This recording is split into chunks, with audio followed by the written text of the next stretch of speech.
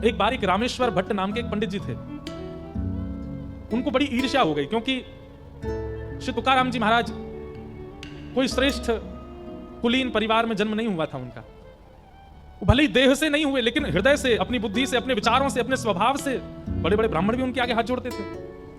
तो एक रामेश्वर नाम के एक पंडित जी, उनको बड़ी ईर्ष्या हो गई कि हम लोग इतना वेद अध्ययन करते हैं, हम लोग इतना ज्ञान लेकर के बैठे हैं, हम लोग शास्त्रों को जानने वाले, समझने वाले, हम लोग शास्त्र सम्मत नियमों का पालन करने वाले, और ये सामान्य सी मराठी भाषा में अभंग लिखता है और इसकी इतनी ख्याति हो रही है कि छत्रपति शिवाजी इसको प्रणाम करते हैं। तो एक दिन वो रामेश्वर पंडित जी गए और श्री तुकाराम जी से बोले, मुझसे शास्त्रार्थ करो। तुकाराम जी तो हाथ जोड़ के बोले, शास्त्रार्थ करो, नहीं तो समाज के आगे तुम्हारी पराजय स्वीकार करो। तो तुकाराम जी बोले, मैं स्वीकार कर लेता हूं, बिना शास्त्रार्थ के स्वीकार कर लेता हूं कि मैं हार गया। अब उन्होंने जैसी हार स्वीकार करी तो जितने लोग वहां बैठे थे वो तुकाराम जी की और जय जयकार करने लगे। जय हो, क्या सरल स्वभाव, कितना मधुर स्वभाव, बताइए, इन्होंने बिना शास्त्रार्थ की अपनी पराजय स्वीकार कर ली। वैष्णव का स्वरूप होता है, वो विवाद में नहीं पड़ता। तुकाराम जी महाराज स्वीकार कर लिए, बोले मैं अपनी पराजय स्वीकार करता हूं, आप जीते रहिए, सदा विजयी रहिए। लेकिन रामेश्वर पंडित जी को क्रोध आया, बोले कि ऐसे काम नहीं चलेगा, कुछ ऐसा करना पड़े, क्या करें। तो उन्होंने जो ग्रंथ लिखते थे अपनी स्याही से, जो तुकाराम जी अभंग लिखते थे, अभंगों का ग्रंथ उठाया और ले जाकर के एक नदी में फेंक दिया। तुकाराम जी के नेत्र सजल हो गए, क्योंकि हृदय के भाव श्री विठ्ठल भगवान को प्रसन्न करने के लिए लिखे थे, किसी जनमानस को प्रसन्न करने के लिए नहीं, ठाकुर जी को प्रसन्न करने के लिए लिखे थे, और इन्होंने फेंक दिया सब नदी में। और ऐसा करके वो रामेश्वर पंडित जी चले गए।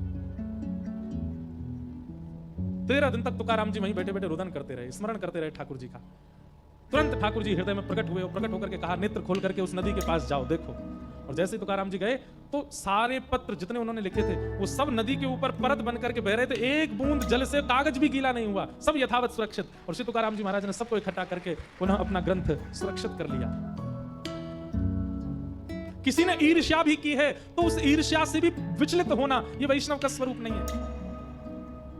कोई आपकी निंदा कर रहा है तो कहीं ना कहीं निंदा सुनकर के भी अगर आंसू आ रहे हैं ना, निंदा सुनकर के क्रोध आ रहा है ना, निंदा सुनकर के उसके प्रति आपको दुर्भाव आ रहा है ना, तो भी आप वैष्णव नहीं हो।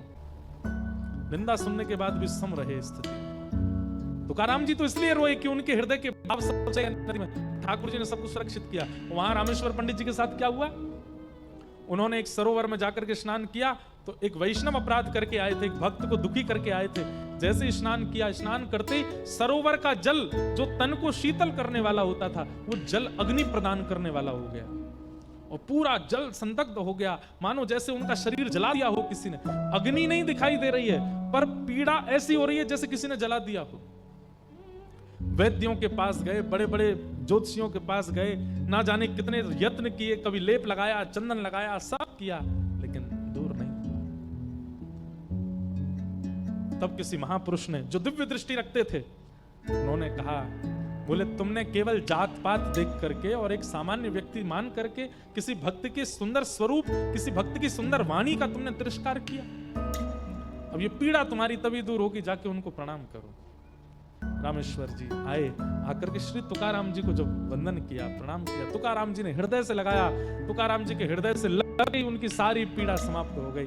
जितना उनके शरीर में जलन हो रही थी सब धीरे धीरे समाप्त हो गया।